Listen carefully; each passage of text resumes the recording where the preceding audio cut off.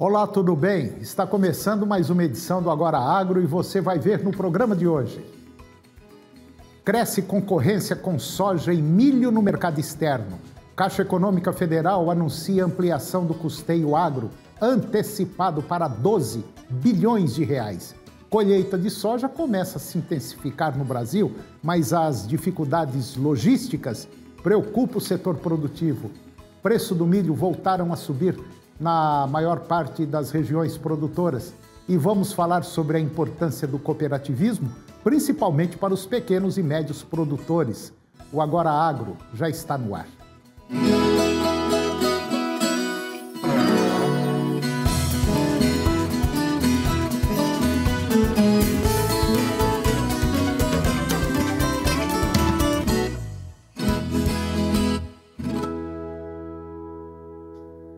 No Agricultural Outlook Forum, ou seja, o Fórum de Perspectivas da Agricultura, que foi realizado agora nesta semana lá nos Estados Unidos, os especialistas do USDA, que é o Departamento de Agricultura dos Estados Unidos, fizeram duas afirmações importantes sobre o milho brasileiro. Pelo menos é o que destaca a consultoria TIF Agroeconômica. A primeira constatação é que a concorrência do Brasil no mercado de soja e milho está crescendo e muito, embora o seu efeito nesta safra seja amortecido por um atraso significativo na colheita da soja e, claro, no plantio tardio de milho. De acordo com Seth Meyer, que é o economista-chefe do USDA, isso significa que a China deverá aumentar as importações de milho do Brasil já a partir desta temporada 2020-2021. E o fato de as autoridades reguladoras da China terem recentemente aprovado eventos biotecnológicos em milho utilizados no Brasil, além de aliviar as condições fitossanitárias, é um sinal de que o país asiático, a China, vai começar em breve a importar um maior volume de milho dessa origem. A Caixa Econômica Federal, ela anunciou agora a ampliação do custeio agro antecipado para 12 bilhões de reais. Já foram emprestados 8 bilhões desde dezembro do ano passado. E a expectativa é ter os 12 bilhões, basicamente 100%, emprestados até o final de março ou início de abril. Segundo a ministra da Agricultura, Tereza Cristina, o objetivo é beneficiar todos os segmentos, mas, sem dúvida, o pequeno agricultor do Pronaf é fundamental, porque a Caixa é o banco de todos os brasileiros, em especial dos mais humildes. Os recursos já estão disponíveis para custeio, comercialização, industrialização e também para investimento. A carteira de crédito da Caixa para o agro já aumentou 4 vezes desde o início do governo. E o objetivo é chegar a 40 bilhões de reais ao final de 2022, o que irá representar um aumento de 10 vezes a carteira da Caixa no setor agropecuário, agora no início da gestão. As taxas para os produtores do Pronaf são de 2,75% ao ano e para os do Pronamp são de 4% ao ano e os demais produtores de 5% ao ano. O banco também anunciou que vai abrir 21 unidades especializadas no atendimento ao agronegócio. Cada uma delas vai contar com estrutura e equipe dedicadas ao atendimento exclusivo dos produtores rurais. De acordo com os dados divulgados pelo Centro de Estudos Avançados em Economia Aplicada, que é o CEPEA, a colheita de soja começa a se intensificar aqui no Brasil, mas as dificuldades logísticas já preocupam agentes consultados pelo CEPEA. Além de filas de caminhões em algumas estradas nacionais, como nas de Itaituba, lá no Pará, que tem acesso ao porto paraense de Miritituba, os agentes relatam filas de navios também nos portos brasileiros. Muitos sojicultores têm pressa em colher a oleaginosa com o objetivo de conseguir cumprir os contratos. Tradings, por sua vez, estão atentas ao recebimento da soja contratada dentro do prazo. Atrasos nas entregas podem limitar os embarques e resultar em multas nos carregamentos portuários. Com isso, a logística para o mês de março já está comprometida e grande parte dos agentes mostra interesse em negociar a soja com entrega apenas a partir do segundo trimestre deste ano. Os preços do milho voltaram a subir na maior parte das regiões acompanhadas pelo CPEA e, capitalizados e atentos ao campo, vendedores do cereal voltaram a se afastar do mercado spot nacional nos últimos dias. Já alguns compradores que precisam recompor parte dos estoques acabam pagando valores maiores por novos lotes. Ainda assim, os fechamentos de negócios têm sido apenas pontuais. Pesquisadores do CPEA ressaltam que as recentes valorizações do milho também estiveram atreladas a preocupações com os fretes no mercado interno. Isso porque, à medida que a colheita da soja avança, verifica-se diminuição na oferta de caminhões para transporte de milho. E dentro desse cenário, o indicador Exalc BMF Bovespa, com base em Campinas, no estado de São Paulo, voltou a operar na casa dos R$ 84,00 por saca de 60 quilos no final da semana passada. E depois do intervalo, nós vamos falar sobre um tema interessante. Nós vamos falar sobre o cooperativismo, principalmente para os pequenos e médios produtores. O Agora Agro volta já já.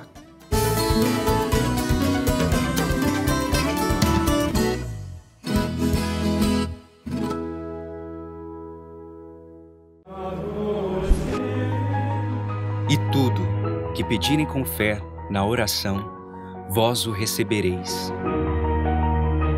Pai nosso que estais nos céus, santificado seja o vosso nome. Venha a nós o vosso reino. Ave Maria, cheia de graça, o Senhor é convosco.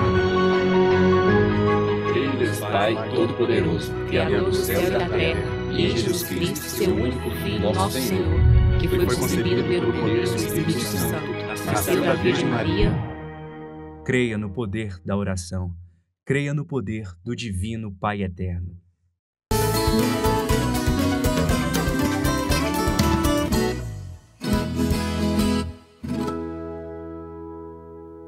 Eu vou conversar agora com Cleonice Borges de Souza. Cleonice Borges de Souza é doutora em Ciências Ambientais, docente de pós-graduação em agronegócio pela Universidade Federal de Goiás, uma expert no assunto, e nós vamos falar sobre um tema altamente interessante, que eu adoro falar sobre esse tema, que é cooperativismo, principalmente voltado para pequenos e médios produtores. Doutora Cleonice Borges de Souza, é um prazer enorme tê-la mais uma vez aqui no nosso programa para falar de um tema altamente interessante, que é o cooperativismo.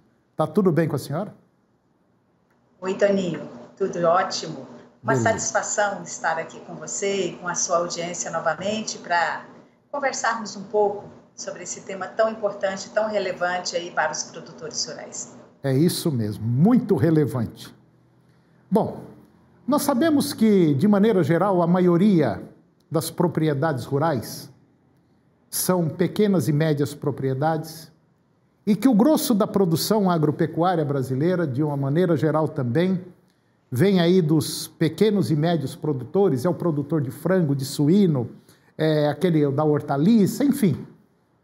E geralmente esses pequenos e médios produtores são pessoas que lutam basicamente sozinhas e que são desprovidas, vamos dizer, até de assistência técnica, como deveria ser. E eu vejo no cooperativismo uma das únicas formas que tem do produtor, vamos dizer assim, sair do anonimato e alçar voos mais altos. É por aí a coisa? Exatamente, Toninho. É uma prática associativa que traz resultados excepcionais aí à coletividade. É aquela sinergia do que juntos nós somos muito mais fortes do que trabalhando individualmente. Isso, na prática, reflete em resultados positivos para todos.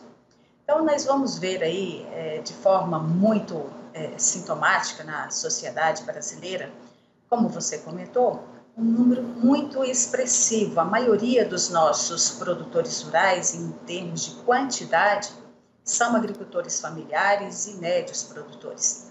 E em uma boa parte, pouco capitalizada ou descapitalizada. Então, trabalhando individualmente, dificilmente eles vão conseguir alçar graus mais significativos dentro de uma cadeia produtiva.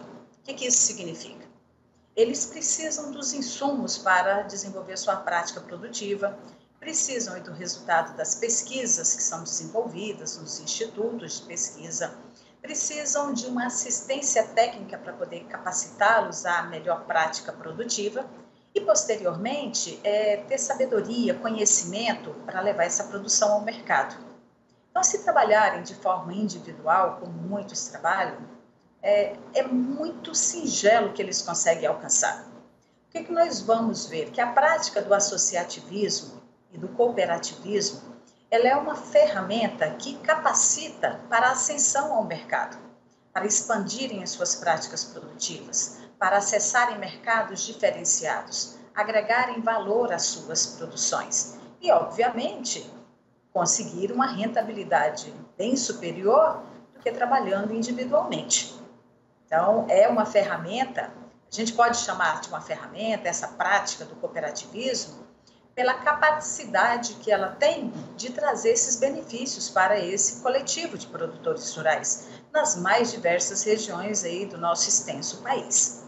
Então, ela vem para poder fortalecer, né? Eu fico vendo o nosso país, a grandeza, a pujança que é esse nosso país, e nós poderíamos até estar numa situação melhor, o agro poderia estar numa situação melhor. Por quê? Porque nós já temos assim um volume de tecnologias prontas, acabadas, desenvolvidas por vocês aí da Universidade Federal, desenvolvidas pelas Embrapas, pelas unidades das Embrapas e outras instituições, tanto federal quanto estaduais. Então, nós temos aí muita coisa já pronta que poderia estar dentro da bagagem do pequeno e do médio produtor. Nós temos políticas prontas. O que falta, na minha visão, é colocá-las em prática. Fazer o pequeno e o médio produtor entender o que é cooperativismo e não aquela ideia, alguém vai me passar para trás. Não, não é nada disso. Quer dizer, é na união que a gente vê a coisa crescer. E eu estou vendo que está faltando talvez essa informação, esse elo entre o pequeno produtor, o médio produtor e o que é o cooperativismo, mostrar para ele as vantagens que é isso aí. E como a senhora falou, é uma das ferramentas que vai fazer com que o pequeno e o médio produtor cresça. Ele saia da caixa e vá para um outro mundo, um mundo mais desenvolvido. E para que isso aconteça, nós precisamos que as lideranças que estão dentro dessas comunidades, junto a esses produtores, tenham essa capacidade de percepção. O nosso papel enquanto formadores aí de mão de obra mais qualificada para poder estar nesse mercado atuando, como consultores, assistentes técnicos, dentro das médias propriedades, e aí as áreas de ciências agrárias de modo geral, não só o agrônomo, o médico veterinário, o zootecnista, o engenheiro florestal, que esses profissionais, assim como os técnicos que estão aí prestando o seu serviço, têm essa capacidade de instigar os produtores rurais à liderança associativista. O que significa isso? Mostrar que, a partir de uma boa capacidade de comunicação, e uma comunicação sincera, que consiga mostrar os atributos da produção, os ganhos que essa produção pode ter em chegar de forma mais unificada ao mercado, o retorno que traz para esse coletivo. Mas então a gente precisa que esses profissionais eles tenham essa habilidade de levar por meio da comunicação e de uma informação assertiva a capacidade que esses produtores têm, porque muitas vezes eles até desmerecem essa prática associativa e ficam na desconfiança entre um e outro.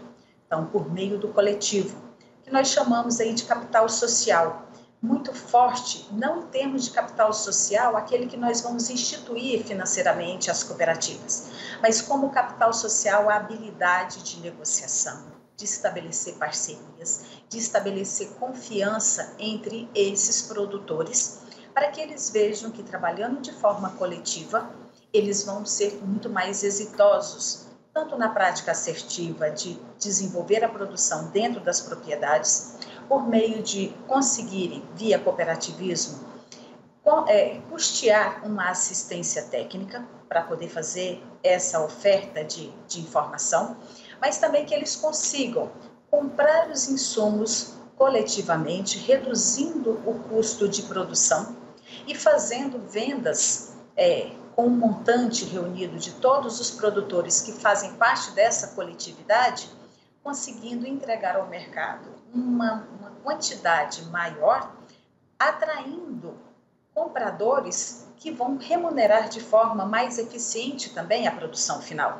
Então, há possibilidade de ganhar tanto na redução de custos, pela compra coletiva de insumos que atendam às demandas de todos, mas também fazendo vendas em atacado, em uma quantidade maior, que essa produção vai ter uma qualidade porque recebe uma assistência técnica diferenciada.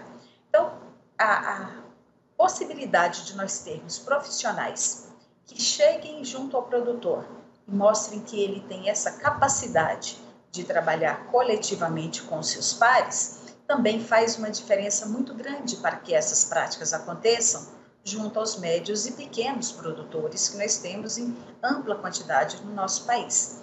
Então, trazer o cooperativismo, mostrar a sinergia de ações que são passíveis de serem desenvolvidas e, principalmente, quanto que isso vai trazer um retorno econômico-financeiro para esses produtores é a principal assertiva que tem que ser aplicada. E principalmente agora que nós estamos entrando numa estrada onde esse crescimento populacional está exigindo cada vez mais alimentos, vamos dizer assim, com controle de qualidade maior, alimentos bem produzidos, bem elaborados, e o mercado está aí aberto, escancarado. E o Brasil tem esse potencial de crescer e abastecer uma série de outros países.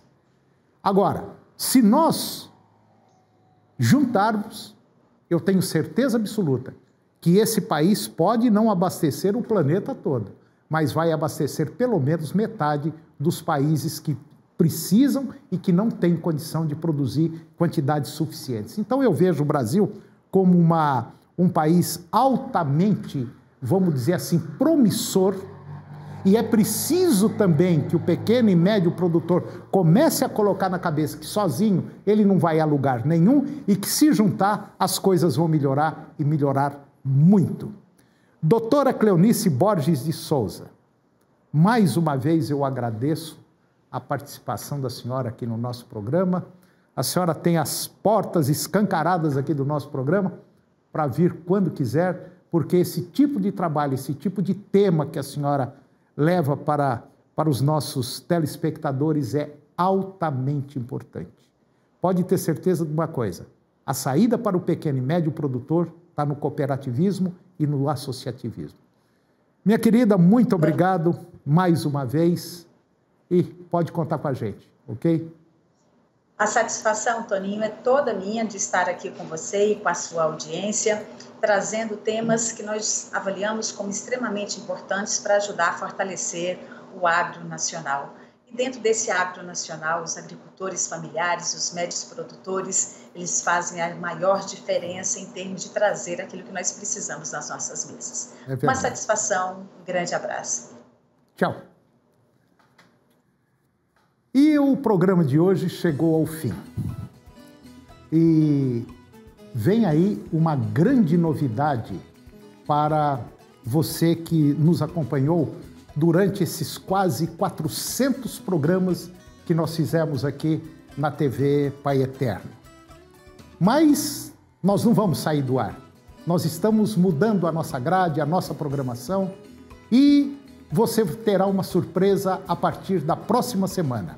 Eu agradeço muito a sua audiência, a sua presença com a gente aqui no nosso programa e eu espero tê-lo mais vezes durante a nossa nova programação.